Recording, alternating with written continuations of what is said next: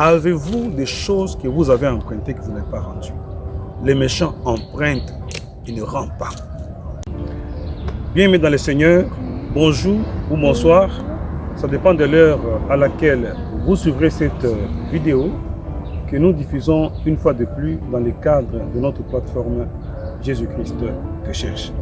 Rappelons simplement le but de cette plateforme, c'est annoncer l'évangile par les médias, par Internet, par les écrits, mais aussi partager des aspects pratiques de la vie courante du chrétien qui constituent des défis à l'intégrité, à la sanctification, à laquelle nous appelle notre vocation céleste. Aujourd'hui, nous partagerons un thème qui est dans Psaume chapitre 37, verset 21, qui dit « Le méchant emprunte, il ne rend pas, le juste et compatissant, il donne. » Le méchant, il emprunte, il ne rend pas ce qu'il a emprunté, mais le juste et compatissant, il donne. Bien-aimés dans le Seigneur, vous allez vous rendre compte, par exemple, que dans le livre des Proverbes, il y a souvent cette dualité, cette opposition entre deux comportements. Le comportement du juste et le comportement du méchant.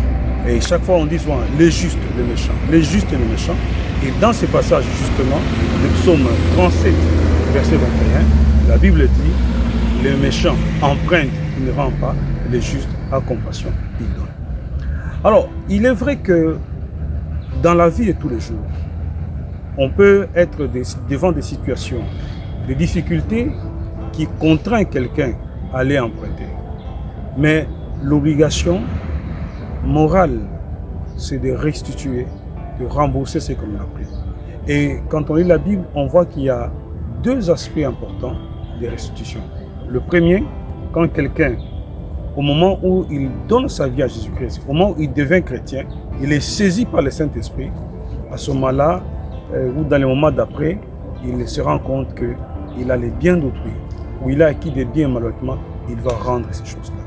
Deuxièmement, deuxième volet, quelqu'un qui est déjà chrétien, il est en train de marcher dans la foi, il sait qu'il a emprunté ou il a quelque chose d'autrui qui lui est dévolu par hasard, il le restitue à autrui. Alors dans le premier cas, lorsque quelqu'un vient de donner sa vie à Jésus-Christ, l'exemple, on le trouve dans Luc chapitre 19, le cas du Zachée. Zachée était un homme riche et qui avait acquis une partie de sa richesse malhonnêtement. Il n'était pas grand détail, peut-être avait-il la taille de celui qui parle. Et cet homme, lorsque Jésus est entré dans sa maison, il a senti qu'il était en train de vivre dans le péché. Et il a dit au Seigneur, « Seigneur, voici, si j'ai fait tort à quelqu'un, Zachée, Luc chapitre 19, verset suivant, « Seigneur, voici, si j'ai fait tort à quelqu'un, je lui rends 4 fois le mal que j'ai fait. » Avant, il a dit, je donne la moitié de mes biens aux pauvres. Il avait des richesses, il n'était peut-être pas compatissant, il n'avait peut-être pas la compassion. Mais lorsque l'Esprit de Dieu le saisit, lorsque l'amour de Dieu le couvre et qu'il accepte cet amour, Zachée se rend compte qu'il doit manifester son amour, il doit partager avec ceux qui sont dans l'indigence avec les pauvres. Mais il ne s'arrête pas là.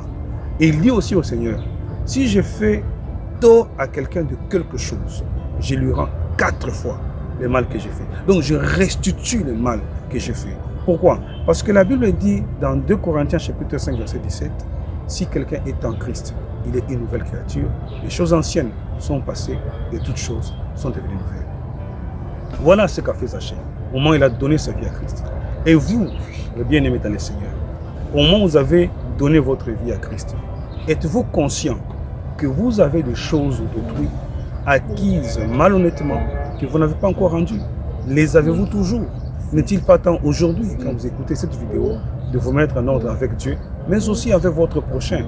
Parce que la Bible dit, tu aimeras ton prochain comme toi-même, donc tu ne lui feras pas ce que tu ne voudrais pas qu'on te fasse. Ça veut dire que tu n'aimerais pas comprendre ce qu'il y a à toi, qu'on te le vole, qu'on te l'arrache, qu'on le retienne, tu le rendras. Le deuxième volet, c'est l'exemple de l'apôtre Paul, qui est déjà chrétien, qui est serviteur de Dieu, et en l'an 60 après Jésus-Christ, il a écrit une épître à Philémon au sujet de son serviteur Onésime. Onésime était le serviteur de Philémon. Donc à l'époque, il y avait des serviteurs, il y a des personnes qui étaient en esclavage. Onésime avait fui la maison de son maître de Philémon, Philémon qui était chrétien. Alors Paul l'a reçu, il a parlé avec lui, il a annoncé l'évangile, il a reçu l'évangile. Il est devenu chrétien. Mais Paul dit au verset 8 une chose importante, verset 8 et suivant, il lui dit, quoique j'ai la liberté de te prescrire ce qui est convenable dans Christ, je préfère plutôt te renvoyer Onésime afin qu'un bienfait ne soit pas comme forcé. Il rend les serviteurs d'autrui. Il le ramène auprès de son chef. Il insiste bien. Il m'est utile même pour le ministère. Il aurait été important pour moi que je le retienne, qu'il m'aide dans les services que je fais. Mais il n'est pas bon que je retienne par force. Il ne faut pas qu'un bienfait soit forcé. Parmi les chrétiens, le bienfait ne doit pas procéder à l'annulation, il faut le rendre. Alors quel est notre cas, bien-aimés dans le Seigneur? Quel est notre cas, mon frère? Avez-vous des choses que vous avez empruntées que vous n'avez pas rendues? Les méchants empruntent et ne rendent pas. Nous sommes chrétiens, nous sommes nés de nouveau, nous empruntons et nous rendons. C'est vrai dans Luc chapitre 11, le Seigneur Jésus-Christ a parlé de cet homme qui est venu frapper à la porte de son prochain, de son voisin, pour lui demander du pain parce qu'il avait reçu des visiteurs. Il dit, prête-moi 2 ou 3 pains. Donc celui qui emprunte, qui est chrétien, qui est intègre, il doit rendre ce qu'il prend à autrui. Qu'avez-vous d'autrui que vous n'avez pas rendu? Nous en Afrique, les mamans vont aux fêtes et parfois ils prennent de la nourriture. Ils ne rendent pas les casseroles, les ustensiles dans lesquels ils ont pris la nourriture. Est-ce que dans votre cuisine, vous avez des ustensiles que vous ne rendez pas? Peut-être on vous le rappelle toujours par votre mari, rendez ces biens, vous ne le rendez pas. Vous devez rendre ces biens. Est-ce que vous avez des clés de roue? Vous avez des crics, des instruments de votre voisin, vous les hommes, que vous avez pris pour réparer votre voiture, que vous avez toujours? Est-ce que vous avez dans votre bibliothèque des livres d'autrui que vous ne rendez pas? Et si vous avez ces choses, les livres d'autrui, vous pouvez appeler les propriétaires en lui disant, écoute, peut-être l'aurais-tu oublié, chez moi j'ai encore ton livre. Si tu en as besoin, viens le prendre. Et quand vous terminez, vous les vendez aussi. Il faut dire aussi, bien-aimés dans le Seigneur, qu'il est malhonnête que certains bien-aimés aillent emprunter des choses avec l'intention de ne pas les rendre parce qu'ils se disent de toute façon, lui c'est un chrétien, il ne fera rien. C'est de la malhonnêteté. Ce que veut le Seigneur, c'est que nous rendions les biens d'autrui que nous avons empruntés. Et si quelqu'un a votre bien et qu'il ne le rende pas, vous n'apprécierez pas. Alors, voilà pourquoi nous devons rendre les biens d'autrui que nous avons rendus. Et cela est conforme à la sainteté active à laquelle Dieu nous a appelés. Permettez-moi de vous faire un petit témoignage, bien dans le Seigneur.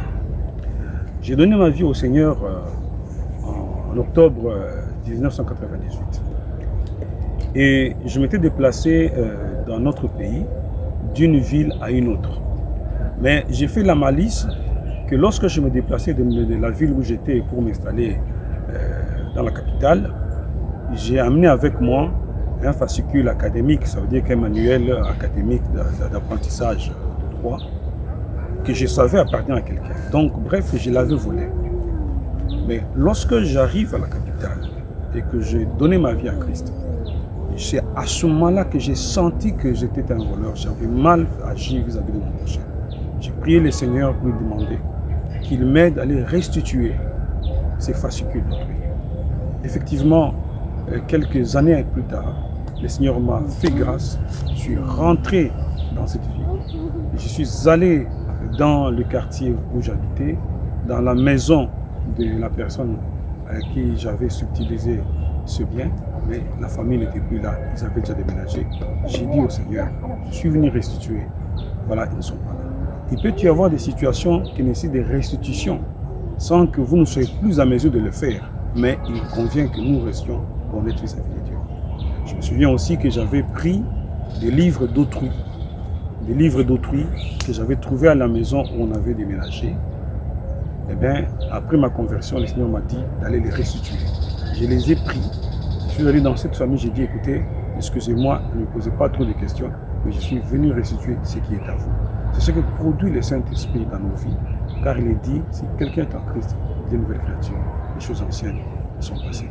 Je sais que certaines restitutions peuvent nous exposer à la honte, peuvent nous exposer, mais il vaut bien peut-être que nous ayons un peu honte dans les siècles présents, mais que nous soyons justifiés, approuvés par Dieu. Si donc vous avez de biens que vous n'avez pas restitués, je vous encourage ce soir, en suivant cette émission, de les restituer et le Seigneur ne sera que glorifié. C'est aussi ça un geste d'adoration, de soumission et d'obéissance à Dieu.